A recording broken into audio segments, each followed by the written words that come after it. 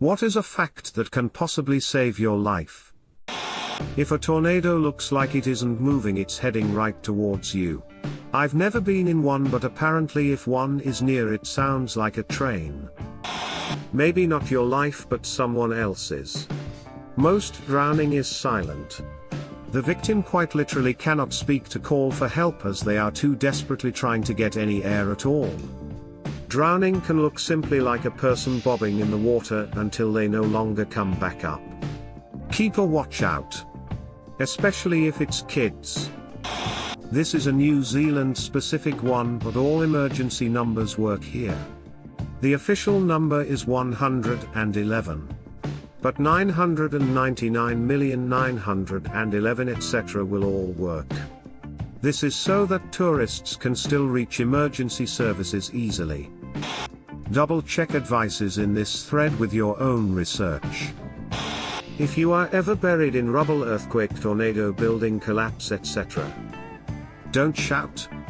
You'll lose your voice and waste energy. Instead, grab a piece of rubble and knock in patterns of threes. Humans are expert pattern makers and pattern notices. Rescuers will hear the distinctive pattern sound and go toward it. Once you can hear people, then use your voice. Edit, cite my source. I learned this from the podcast The Big One. It's about how to realistically survive a massive earthquake day by day with certain scenarios. If your car goes into the water, open the door or roll down the windows immediately. If you don't, the pressure differential will hold them shut and you'll have to wait until the car fills up with water. Edit, a lot of people are telling me that on newer cars the headrest poles can be used to break a window.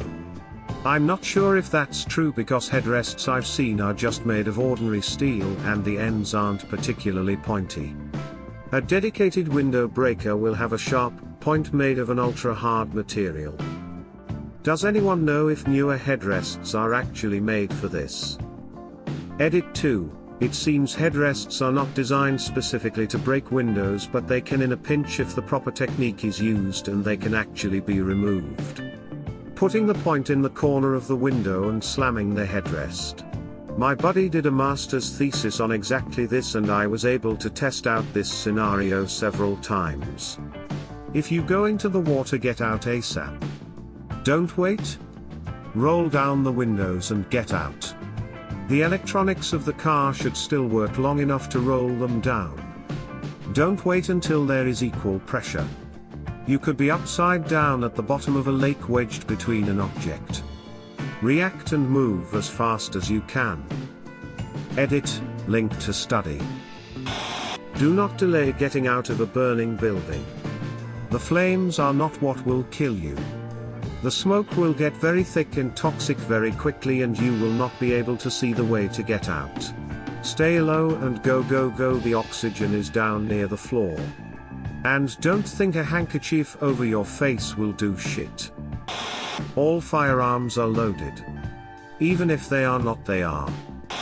If you get impaled or stabbed, leave the object in and call 911, or your country's equal. That object is keeping all the blood on the inside of your body. If the wound is still bleeding, wrap cloth around the impaled object to try and stem the flow of blood. You can look up how to do a donut wrap, it's super quick and easy. If your cloth's saturated with blood, cover it with another. Never take off a bandage. If you ever almost drown to the point of throwing up water or passing out, even if you feel 100% fine, get to a hospital. Your lungs can unwittingly self-fill up with fluid over the next few hours. Secondary drowning is no joke. More people definitely need to be aware of the dangers. If someone is in trouble and you want to leap in to save them, make sure you have a way to get out yourself. I recently saw a video of a drowning man. Another man jumped in to try and save him. Instead, both drowned. I've seen several news stories of someone getting stuck in a riptide and their family goes to save them, and then they all drowned.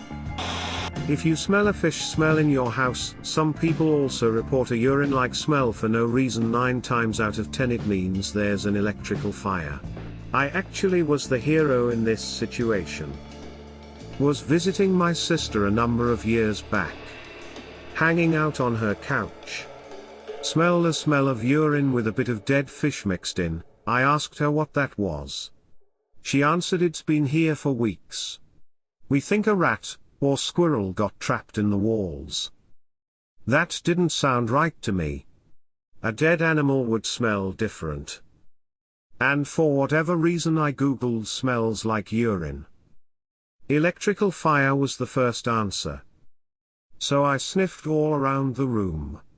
And found it was coming from the plug of an old lamp. Unplugged it, odor vanished. Instant hero. If you get kidnapped, try to leave as much traces of yourself behind as you can. For example, leave bits of clothing behind or scratch your arms a lot to leave dead skin behind. This way you increase your chances that a search dog could pick up your scent and find you.